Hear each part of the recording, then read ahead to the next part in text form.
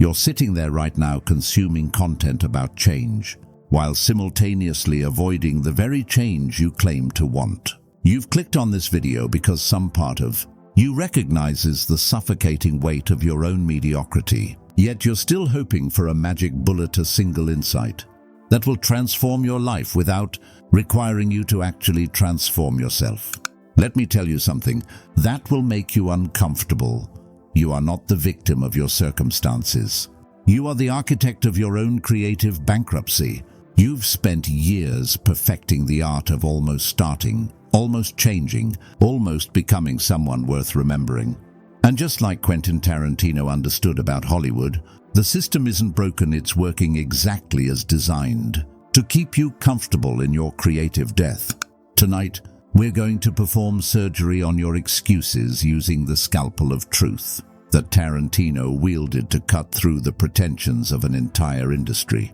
But fair warning, this isn't therapy, this isn't motivation. This is an autopsy of the person you've allowed yourself to become, and an excavation of the artist you've buried beneath layers of rationalization and fear. The question isn't whether you can change your life in one night. The question is whether you have the stomach to look at what you've really been doing with it. Quentin Tarantino didn't just revolutionize cinema, he revealed something profound about human nature that most people are too cowardly to acknowledge. In Pulp Fiction, he showed us that our lives aren't linear narratives with clear heroes and villains. They're chaotic, interconnected stories where meaning emerges from the collision of seemingly unrelated moments. But here's what you missed while you were admiring the clever dialogue and stylized violence Tarantino was holding up. A mirror to your own fragmented existence. Vincent Vega, Jules Winfield, Butch Coolidge, these aren't just characters in a movie. They're different versions of you, trapped in recursive loops of habit and circumstance, occasionally glimpsing the possibility of transformation, but mostly sleepwalking through their own stories. Vincent dies on the toilet because he couldn't break free from his patterns. Jules experiences a moment of revelation and walks away from his old life. Butch makes a choice that defines his character, when he could have simply escaped. 3 different responses to the same fundamental question. When confronted with the arbitrary nature of existence, how do you choose to author your own story? And here's the psychological brutality you need to understand. You've been living like Vincent Vega, believing you're the protagonist while actually being a side character in your own narrative. You've convinced yourself that you're building towards something meaningful while actually just going through the motions of someone else's script. Tarantino understood that most people live their lives in what he called dead time, the spaces between dramatic moments where nothing seems to happen. But he also understood that these seemingly empty moments are where character is actually revealed and where transformation becomes possible. The mundane conversation in the car before the violence, the awkward silence before the confession, the quiet moment when someone decides to change.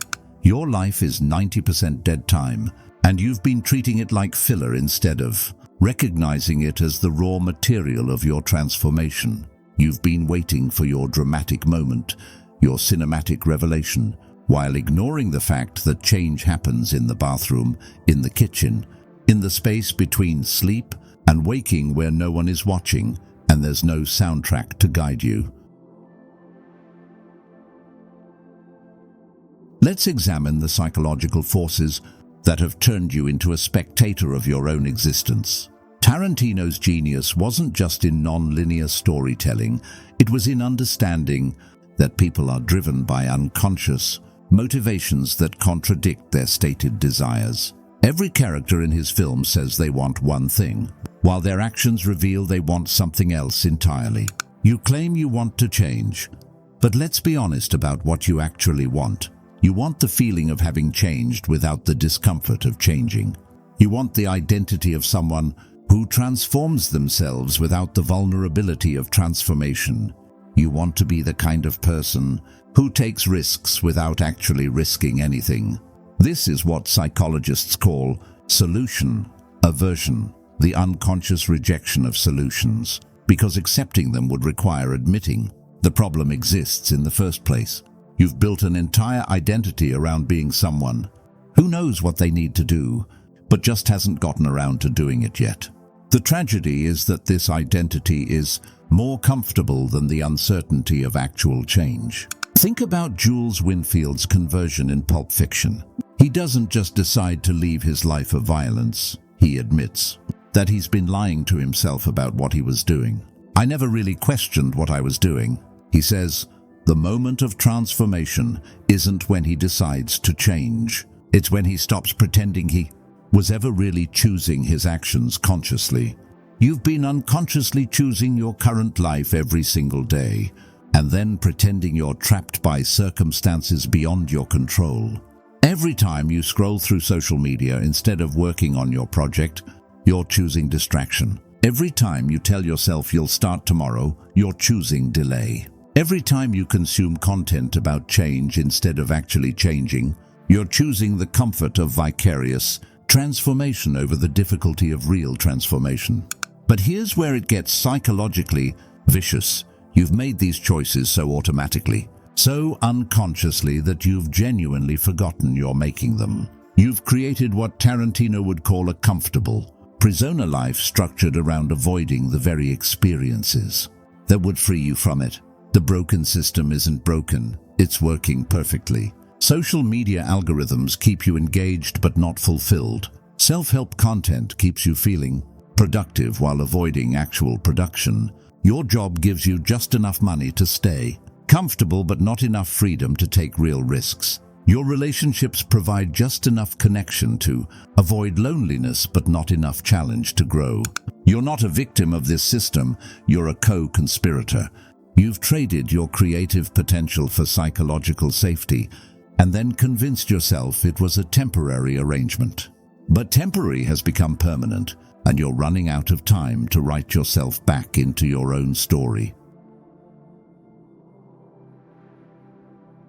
Tarantino spent years working in a video store, watching movies and dreaming of making them, but he never confused consumption with creation. He understood something that you've forgotten. There's a difference between loving art and making art, between having taste and having courage, between knowing what good looks like and being willing to risk making something bad. You've become a connoisseur of your own unrealized potential. You can explain exactly why certain movies, books, or projects work. You have opinions about craft and technique. You know what good looks like. But you've made the fatal mistake of believing that understanding quality makes you qualified to create it. This is what I call critics syndrome, the disease of people who develop refined taste but atrophied courage. You've spent so much time analyzing other people's creative choices that you've forgotten how to make your own. You've become fluent in the language of artistic criticism while remaining mute in the language of artistic creation. Tarantino didn't wait until he had perfect technique to start writing. His early scripts were messy, derivative, overly ambitious. But he understood something crucial. Bad writing is infinitely better than perfect writing that never gets written. Amateur creation beats professional consumption every single time. But you've inverted this relationship. You consume professional creation while avoiding amateur creation. You study the masters while neglecting to master anything yourself. You've become a scholar of potential rather than a practitioner of actual.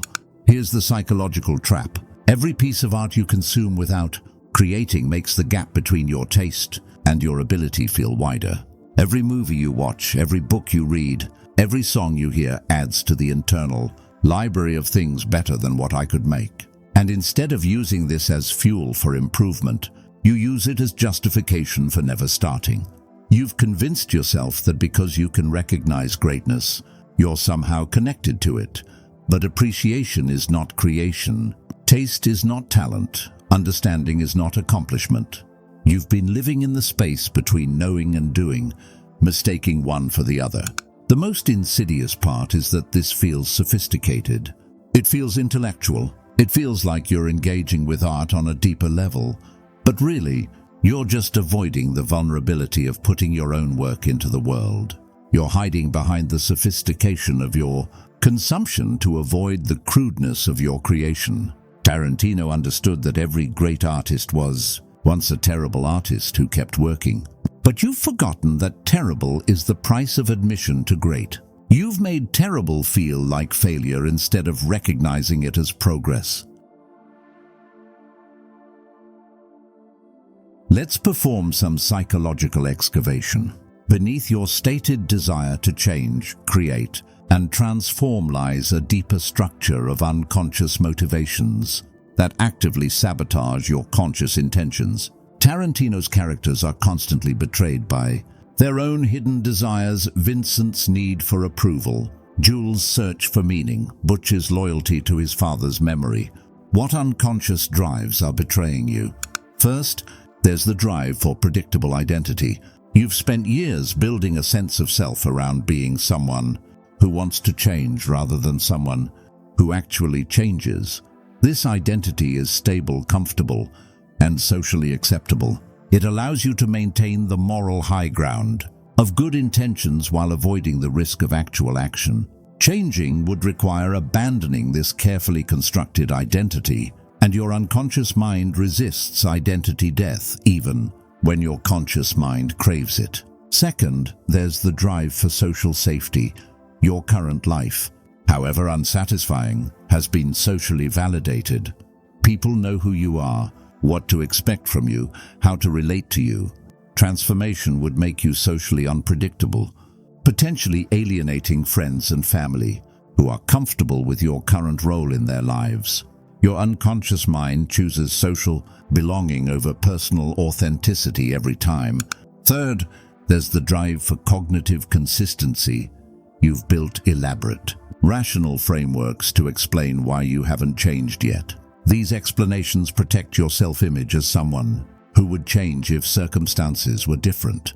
Actually, changing would require admitting that circumstances were never the real obstacle, that you were the obstacle all along. Your unconscious mind would rather maintain the comfortable fiction of external barriers than face the uncomfortable truth of internal resistance. Fourth, there's the drive for perfect timing. You've convinced yourself that there's an optimal moment for change, a cosmic alignment of circumstances that will make transformation easy and obvious. This fantasy allows you to postpone action indefinitely while maintaining the illusion of eventual action. Your unconscious mind uses the pursuit of perfect timing to avoid imperfect action.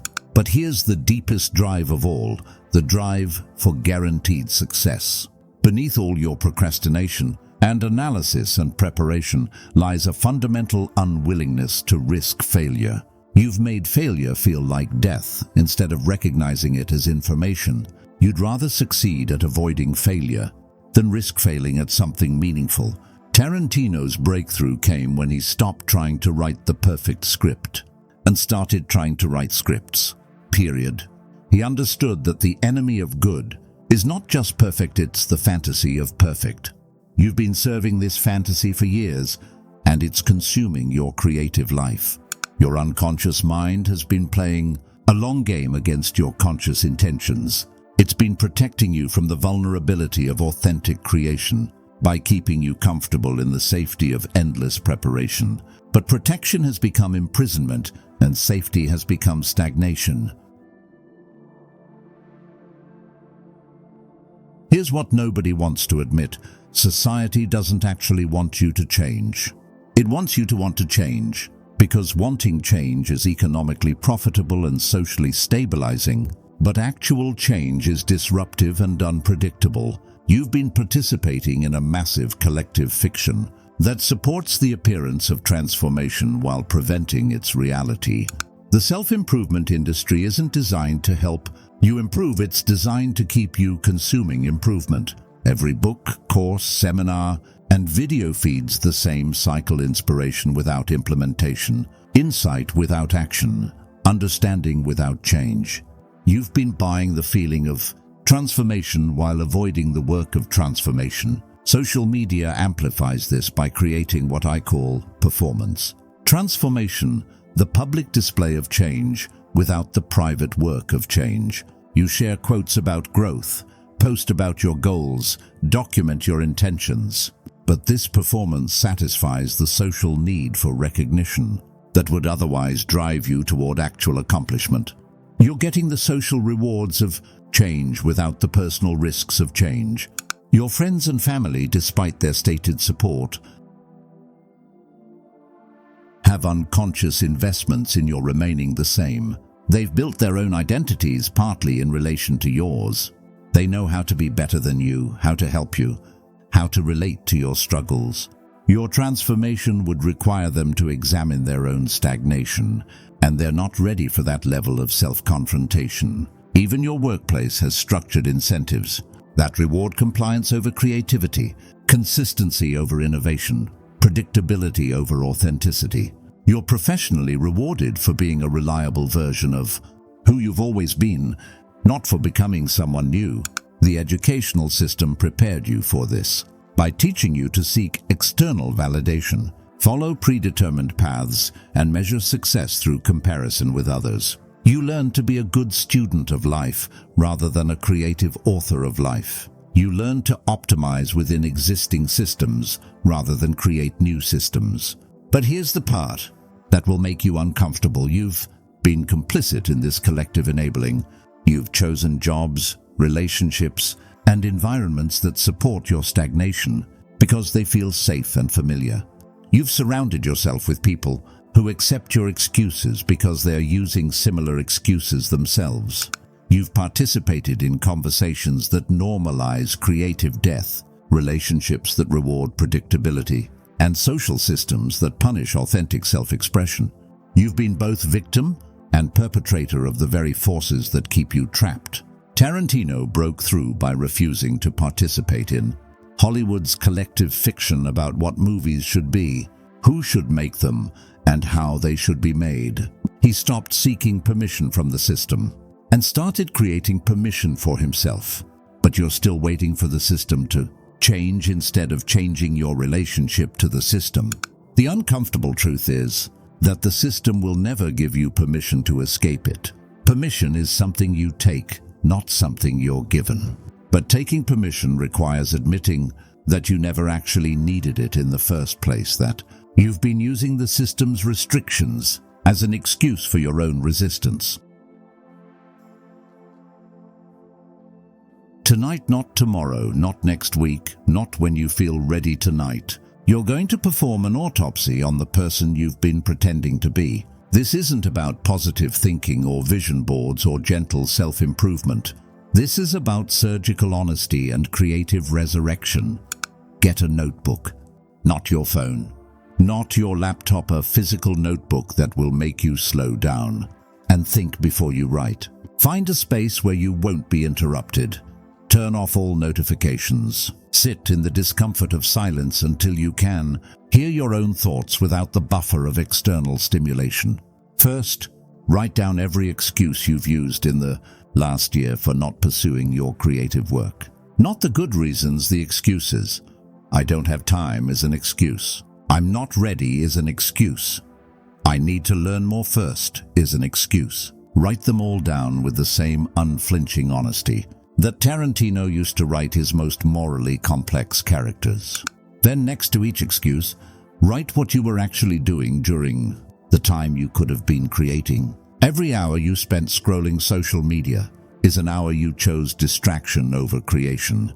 Every evening you spent watching television is an evening you chose consumption over production. Every weekend you spent relaxing is a weekend you chose comfort over growth. This isn't about guilt, it's about ownership. You made these choices.